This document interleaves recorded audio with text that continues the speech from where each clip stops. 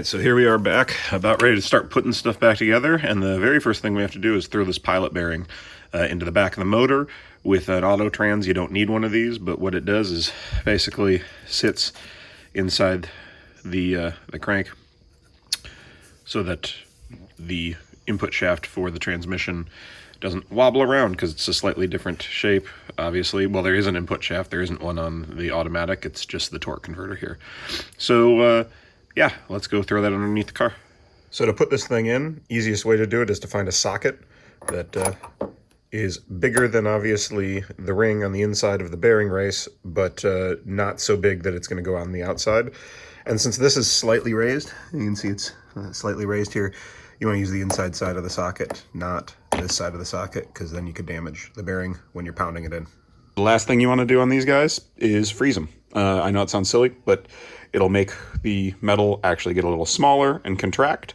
So throw it in a plastic bag, take it inside, throw it in your freezer, and then wait a little bit. Right next to the chicken.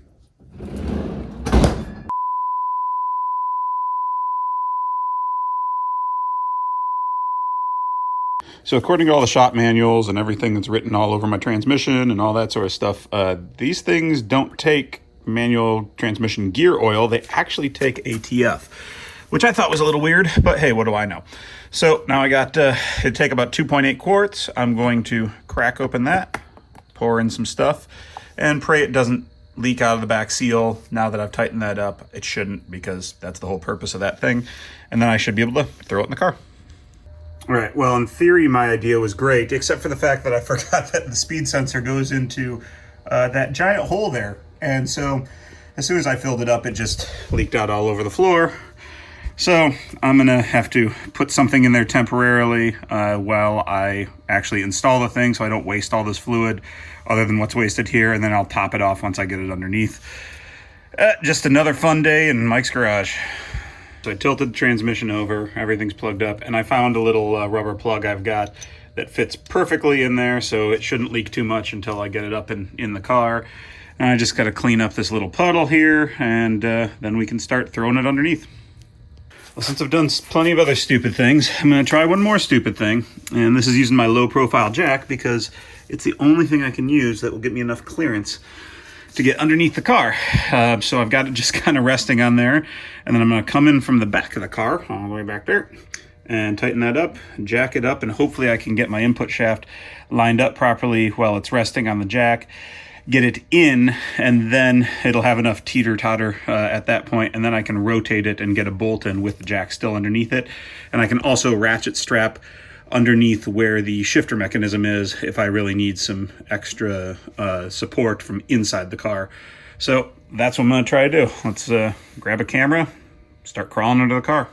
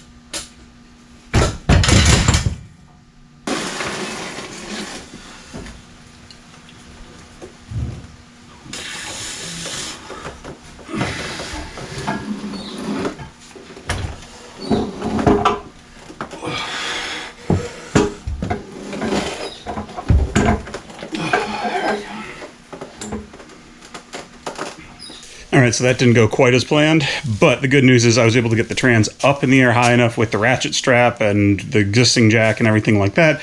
Now I can get an actual trans jack underneath it, and then hopefully use the leveling on the trans jack to actually get this thing lined up properly, put it in place, and be happy with it. So time to get out the trans jack and do that.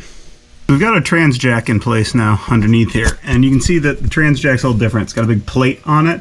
It's It's got these little arms that hold it in, and then it's also got the ability with these arms to tilt back and forth, so I can adjust how this thing actually rotates, and that means it'll be easier to get everything lined up inside. So I don't know if I can do this with the camera in my hand. I definitely can't do it with the camera in my hand, so I'm going to set it back up again and see if we can get this thing in.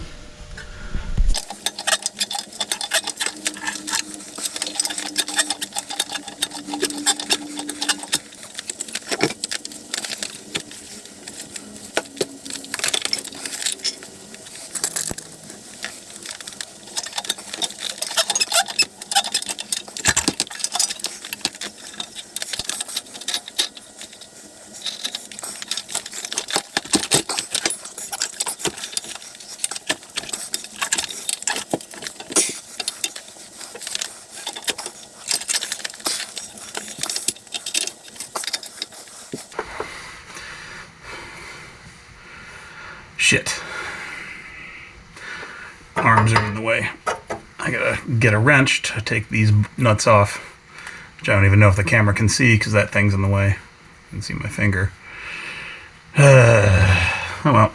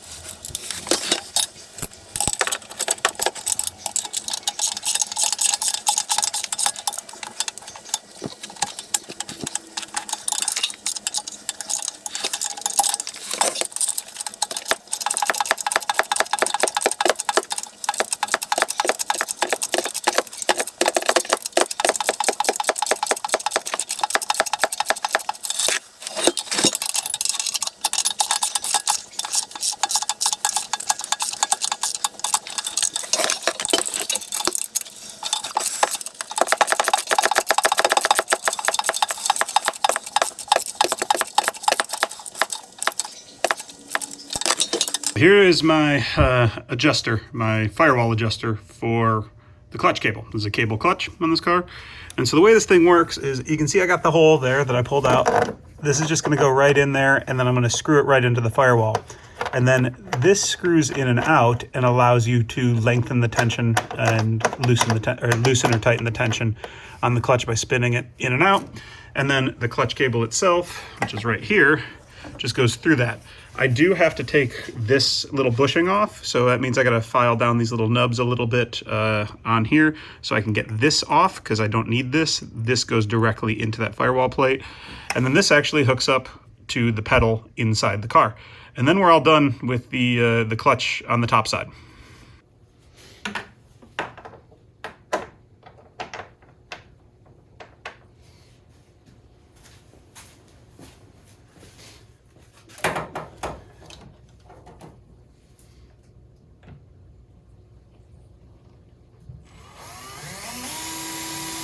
So my drill bit that I was going to use to drill the hole in there was shot, but I have self-tapping screws and they're the right size.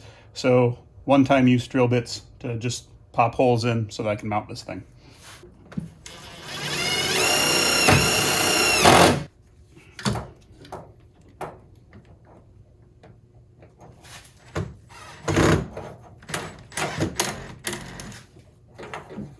All right, now I just got to take these nubs and sand them down a little bit so I can slide this piece off, which was the actual, this is the firewall mounter without the adjuster.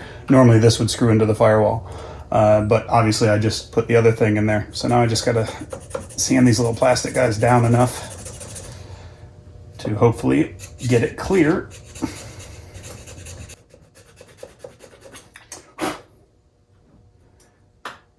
Here we go. Here we are. Kind of hard to see in here, but now I've got my adjuster on, and I can basically just pull this guy out a little bit and unscrew the adjuster, You know, I probably should do is put a little bit of grease in here so that's easier to unscrew this, because this feels really tough to unscrew right now. There is a set screws for it. So I'm going to do is sand this down a little bit more so that this slides in and out nice and cleanly. That way, when I rotate this, it'll pull it out from the firewall. That'll lengthen the cable, put a little more tension on it, and then we're good to go put it inside onto the pedal. The last thing I had to do was find a place to mount the cable so it wasn't just sloshing around. There was a pre-drilled hole here and here that this actually set into. That might have been the factory location, but worked out really well. This is routed down underneath the motor mount and then back around to the trans now. And this is up in the firewall, nice and tight. Let's go connect it to the cam underneath to the pedal, and then we can go underneath the car, connect it there. We're done. Now we're in the car, and I got a light shining up on our cam here.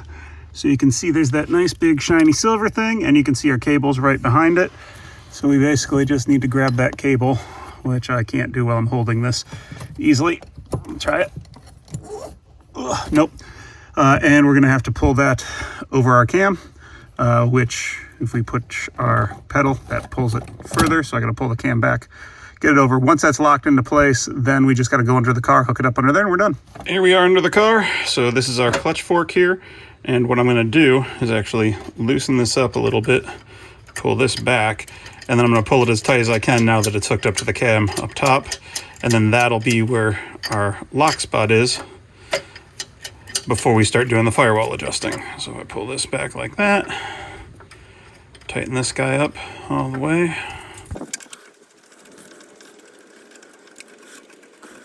All right, now we just gotta tighten it all down, and then we can start adjusting our clutch and pressing it in, making sure it actually depresses properly. So here we are in the car with no seat in it, but I can push the pedal in. Oh, I gotta actually brace myself against the dash because I have no seat to do this. So press it all the way in, and then we can row the gears.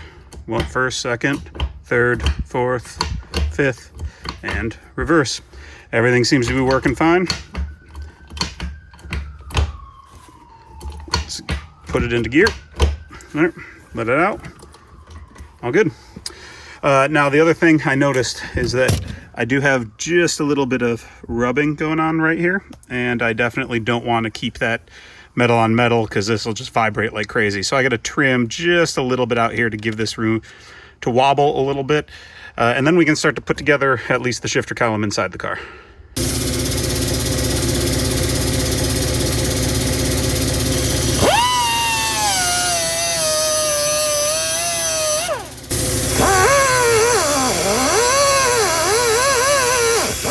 Got our nice little gap there, enough room so it can wobble back and forth and not bang up against that, cause any problems. Let's put all the rest of this back together. Got my seal on here now. Only one of these holes lines up, this top one. So I'm gonna pin that one in, and then I'm gonna center punch all these, drill them out, and then put clips in. Okay, we finally got this all in. I did not videotape the entire process, but it was a lot more complicated than I planned. I did have to cut quite a bit more out to make sure that I could get the little grommets that attach these guys on. And then there's just two 13mm bolts that let me attach the shift lever. And now we're ready to put our center console back in and yeah, start putting this interior back together. All right, center console's back in, and I got this nice shift boot that shipped with the kit, and it of course is for a newer Fox body. So it does not line up to my 86 whatsoever. It's for a newer version. But I still have the original shift boot lever from the automatic, which does not impact any of the throws to any of the gears. So I may modify the boot from this guy to fit in that somehow. I think I'm gonna try to figure out how to do that real quick. So sometimes the easiest way to solve a problem is just stare at it for a little bit. All I did was popped the off of the bottom of this. There was a couple of plastic lugs that held this nice boot in place, and then up underneath here, if I lift it out, you can see it wouldn't have fit on top, but all I did was lifted up my center console like that, and then slid it up underneath, slid it under here so it's you know, being held in place, and then I just put the clip back in on top like this, and it doesn't look too bad. So I think I'm just gonna leave it like that. I think that's fine. Now time for the cherry on top. Whee!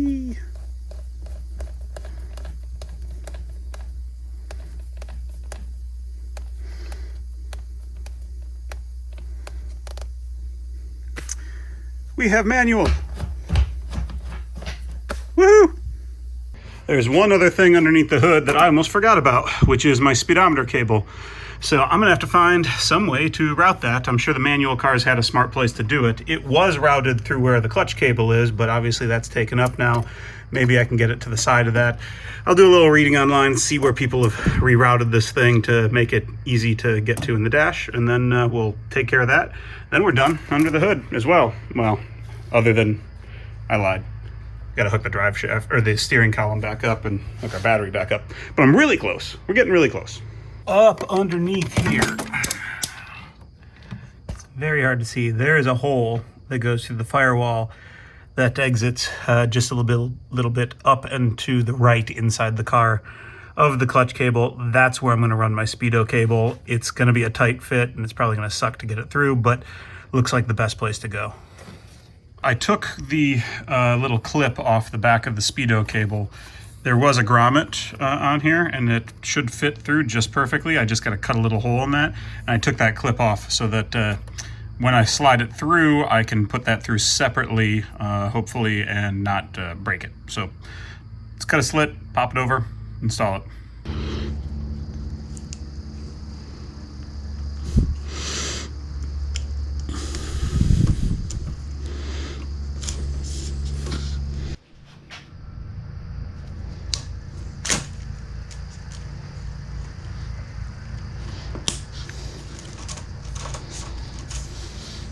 All right, here we are in the moment of truth.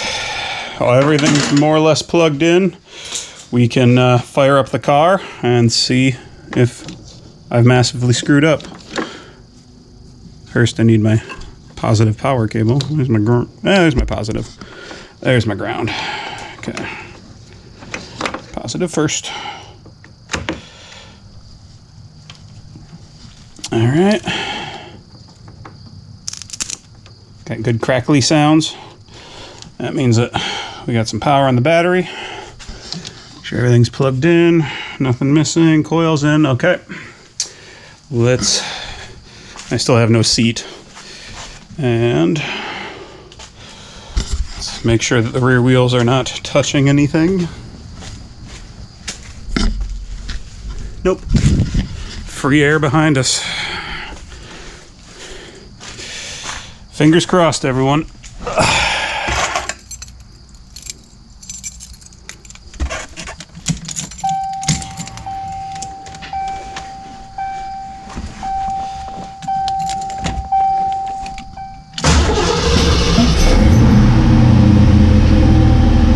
have a running car. And right now, we shouldn't have any movement from the tires. We do not. Let's put it in gear, see what happens.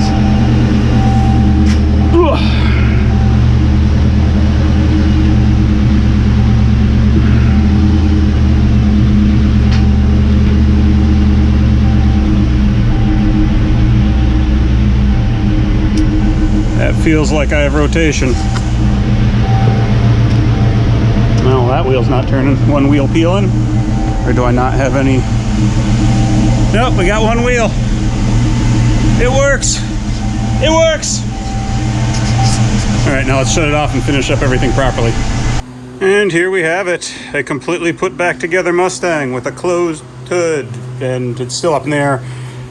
So let's get it down and let's go make sure all this stuff works. Take it for a quick drive.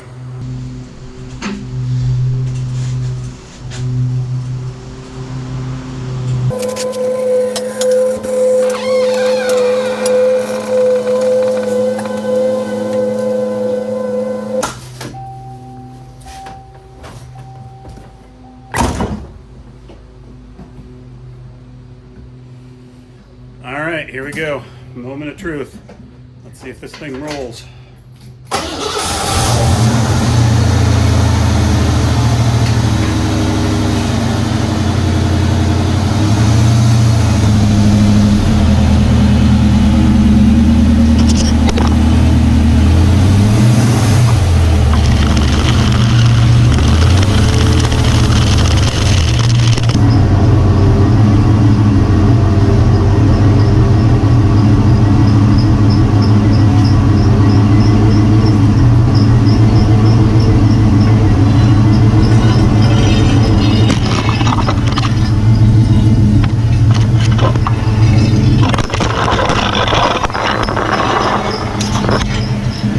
thing's a little bit lower than I thought it was.